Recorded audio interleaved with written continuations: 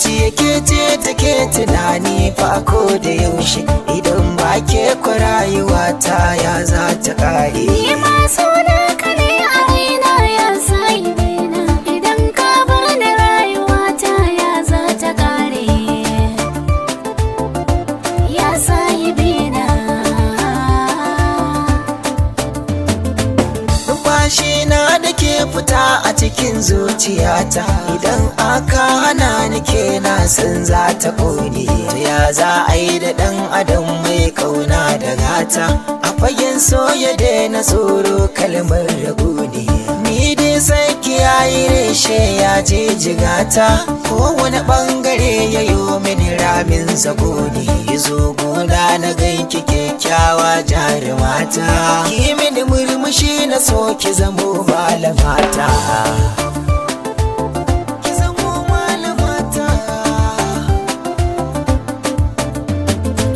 Ana haɗa tsintsiya a daure su zamo ɗaya, ka saka ranka ni da kai ba wani wariya, mun zama 'yan uwa da juna baki ɗaya.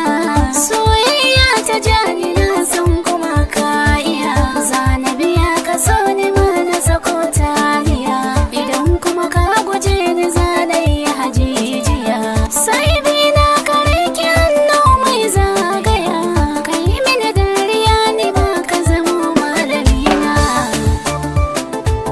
ka zamo malamina.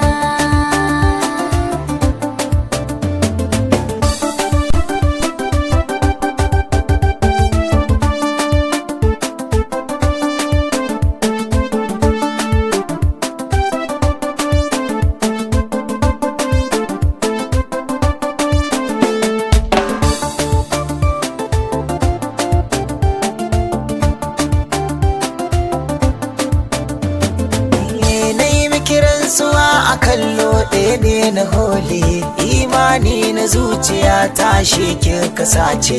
Na zama namijin da baya da ba a kulle, na yi miki gwari-gwari hausa ta bahaushe.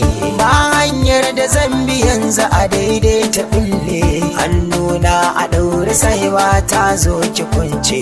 Rayuwa ta na ni da ke ba na so ta balle, ki rike zantuka a ranki ne ɗalibinki. Ni ɗalibinki. Kana gane ƙaunar ka ta shiga bargo da hanta, sananin san ka yanzu zai samin da ka makanta. In dai har ka bar ni sai bi na zan rabauta, ka rike zuciya a gona kai mata gata. Soyayya ne da kai Allah ne kuma ya azarta, ka rike sai bi na ka saka zuciyarka.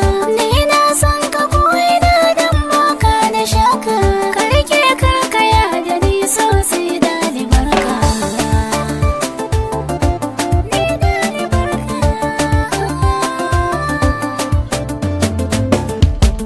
Zuciya ke ce take tunani fa ko da yaushe, idan ba ke ku rayuwa ta ya za ta kare. Ni ma suna ka ne a raina ya sahibi na, idan ka bar ni rayuwa ta ya za ta kare.